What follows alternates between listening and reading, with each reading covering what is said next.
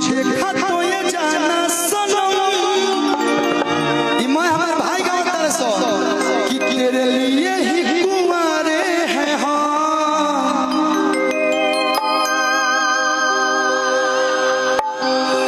और सही लाइन मरला देख भाई, सच सच बात बोलो, जानते लोग होती चुक रही तो मेरे ही लाइन में आ गई, तो लाइन में हम नहीं मारते हैं, हम सीधे डायरेक्ट बोलते हैं आई लव यू, पसंद हो तो हाँ, नहीं तो ना। जय श्री राम। कि तेरे लिए तुझे देखा तो ये जाना सनम, तेरे लिए ही कुंवारे हैं हम। लाइन कोई बेरी मारे थे हम, बहुत लाइन मारने लेकिन शुभ जगह चल गई। कि लाइन कोई बेरी मारे थे